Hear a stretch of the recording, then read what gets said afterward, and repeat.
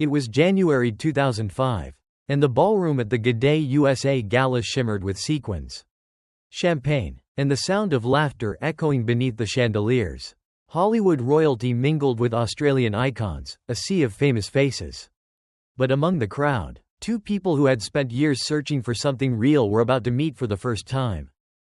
Nicole Kidman, the acclaimed actress who had conquered cinema, stood radiant yet reserved, her smile gracious but guarded. Behind the polished grace was a woman still nursing invisible wounds, the heartbreak of a public divorce, the loneliness that success could never soften. Across the room stood Keith Urban, the golden-haired country musician with a guitar in one hand and a storm behind his eyes.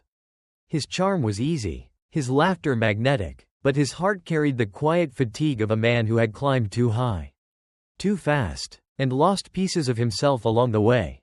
When their eyes met, something shifted, a pause in the noise. Keith would later describe it as recognition, not attraction. Nicole, for her part, said, "It was like looking at someone I already loved in another life." Yet despite the spark, Keith didn't call her, not for days, not for weeks, for 4 months. Silence hung between them like a question unanswered. Nicole assumed it was disinterest, she moved on with her work, telling herself she had imagined the connection. But Keith later confessed, "I didn't call because I was scared. She was everything I wasn't ready for." When he finally did, it wasn't through grand gestures or dramatic words. Just a quiet, "Hey, it's Keith, can I see you?" That was all it took. Their first real date wasn't in a fancy restaurant but on the back of Keith's motorcycle, riding down the California coast as the ocean wind tangled her hair and his voice hummed softly to the rhythm of the waves. It was there, between laughter and long silences, that they found what both had been missing, peace. Nicole once said, "He made me laugh when I thought I'd forgotten how."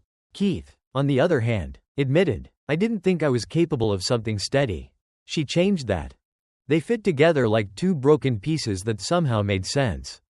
In June 2006, they married in Sydney, in a candlelit ceremony surrounded by friends, family, and soft hymns. Nicole wore vintage lace and carried white roses, the same kind her late grandmother once loved. Keith, his voice trembling, cried openly as he held her hands. Those who were there said it was less a wedding and more a promise, a vow whispered not just to each other, but to life itself. "We will begin again." The world called them Hollywood's golden couple. Photos of them walking hand in hand through airports or whispering on red carpets became symbols of hope, proof that after pain, love could still find its way. And for a while, it truly seemed like they had built something unbreakable. Nicole glowed in interviews, speaking softly about home-cooked dinners and quiet nights. Keith, meanwhile, filled his lyrics with her name hidden between lines. They appeared to be living the rare dream, fame without fracture, love without performance.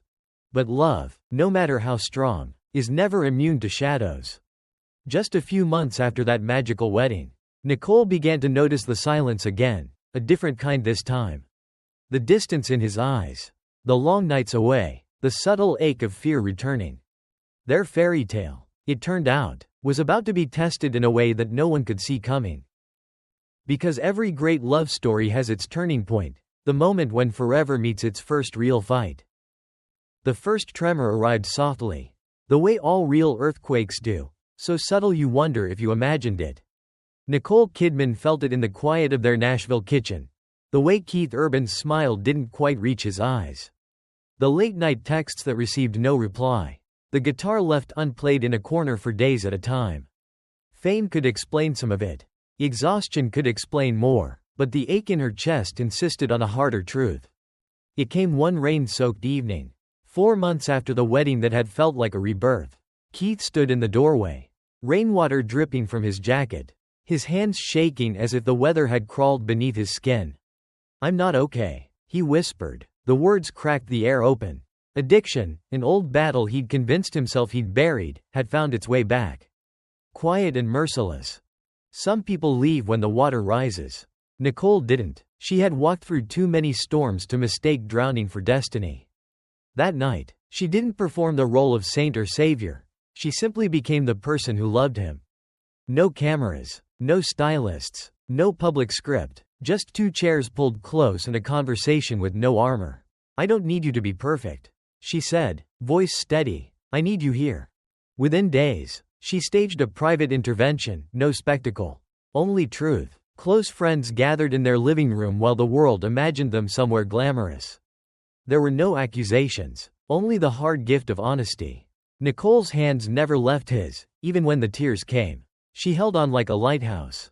And when he said yes, yes to help, yes to fighting for his life, she drove him to the clinic herself. Windows up, jaw set, love fierce as prayer. Rehab lasted 3 months. Time moves differently in the spaces where people wrestle their ghosts, days stretch.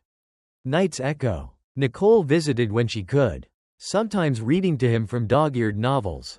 Sometimes sitting in shared silence that didn't need to be translated. She mailed letters on the days she couldn't come, photos of their porch at sunrise. Sheet music with tiny hearts in the margins. Recipes she promised to burn the first time she tried them. "I want you healthy," one note said. "Not famous. Not flawless. Just here." When Keith came home, the man who stepped over the threshold smelled like soap and second chances. Recovery didn't make him invincible, it made him honest. He cried often. He apologized more. And in the long, ordinary work of healing, early bedtimes, meetings, the gentle discipline of routine, Nicole became the quiet champion beside him.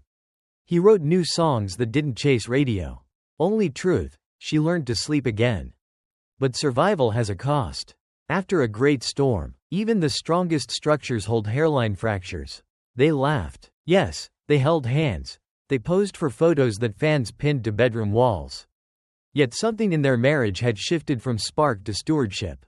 Nicole guarded their life with the vigilance of someone who has watched happiness flatline and then gasp back. Keith carried a soft guilt. The kind you can't apologize away.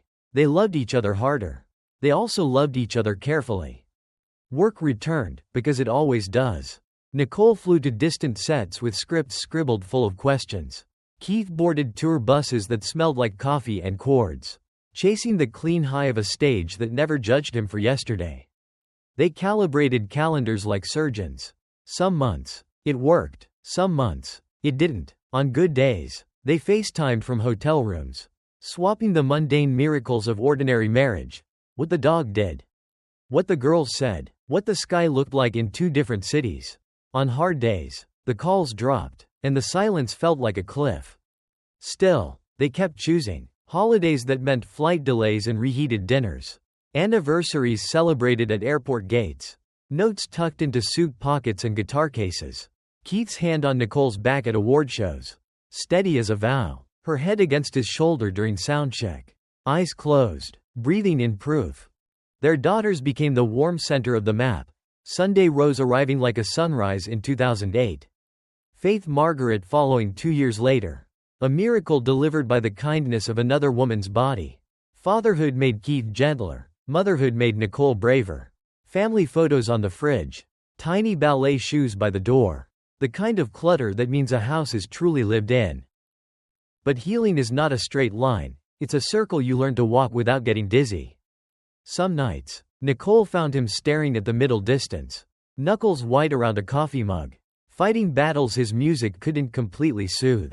Some mornings, he woke to find her already dressed, a suitcase by the door, kissing his shoulder with a softness that said, "I'm proud of you and I'm tired." Both true at once. They had promised to love without pretending. And they did, through temptation's echoes, through jet lag, through the relentless choreography of 2 brilliant careers trying not to step on each other's feet. The world called it a comeback. They knew it was a covenant. If you asked them then, they would have told you they were okay. And they were, just different. What they had built was no longer a fairy tale. It was a home that needed tending every single day. A garden where the most beautiful things grew right beside the most fragile. Love, after all, is not only the fire that begins it. It's the steady hands that keep the embers breathing when the night gets cold. By the time the world stepped into 2024, the once radiant flame of Nicole Kidman and Keith Urban had softened into a flicker. To outsiders, they were still Hollywood's miracle, 2 survivors who had defied scandal and time itself. But in the spaces between photographs, something essential had gone still. Keith was always moving, from Nashville to Austin. From bright arenas to hotel rooms that smelled of whiskey and applause. Nicole lived by a different rhythm, scripts, sets, late-night flights, and the strange quiet of unfamiliar cities. They still called each other home. But home had begun to feel like a place they only visited. When Nicole filmed abroad that spring, Keith wrote songs about her, or maybe about the absence of her.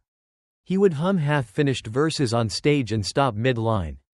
The crowd cheering for what he could no longer quite say. Meanwhile, Nicole sat under the dim lights of a European dressing room, scrolling through old photos, the wedding in Sydney, the girl's first Christmas, Keith's trembling smile after rehab. She once told a friend, "We're not breaking, we're just fading." The fade was gentle, but irreversible. Texts became logistics. Calls became brief check-ins. Are you home? Did Faith finish her homework? Sleep well. Simple sentences that carried an ocean beneath them. Then came the interview that everyone remembers. Asked how he kept his marriage strong after nearly 2 decades, Keith smiled and said softly, "It's work. A lot of work." He meant it as truth. But the world heard resignation. The romantic turned practical, the dreamer turned tired. When pressed about destiny, his hesitation was almost painful. "Do you think fate brought you together?" the host asked. Keith looked away, blinked twice, then murmured, "I don't know anymore." Nicole, meanwhile, kept her dignity, as she always had. In one of her last interviews as Mrs. Urban, she spoke of learning to find peace in uncertainty. The way she said it, slow, quiet, unflinching, felt less like a quote and more like a goodbye. By September 2024, they appeared together one final time, a charity gala in New York. She wore ivory satin, he wore black. They posed for cameras, fingers brushing but not holding. Her smile was soft, practiced, his expression unreadable. One photo caught them mid-glance, not angry, not sad, just aware. It looked like the exact moment two people realize love has run its course. A month later, the silence became official. The statement was brief, almost clinical. Nicole Kidman and Keith Urban have decided to amicably part ways after 19 years of marriage. Their focus remains on their daughters. No drama, no blame, just the sound of a door closing quietly behind them. Friends said Nicole spent the first weeks after the separation walking barefoot through her garden at dawn. Coffee in hand, the air still heavy with dew. She told one of them, "I'm not mourning a man. I'm mourning time." Keith threw himself into music again, touring with renewed intensity. Yet, on stage, there were moments when the mask slipped. During a concert in Denver, he paused before singing "Parallel Line." His voice caught, his eyes shone wet under the lights.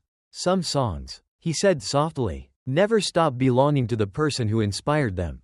The audience erupted in applause, unaware they had just witnessed an elegy. For all their differences, Nicole and Keith never stopped protecting what mattered, their daughters. Sunday and faith became their shared sanctuary, the living proof that something beautiful had existed. They spent holidays together quietly, trading laughter and old stories, careful not to let nostalgia turn into pain. Those close to them say there is no bitterness, only tenderness, the kind that lingers after a long love story ends not with betrayal, but with acceptance. Now, Nicole speaks of choosing calm over chaos.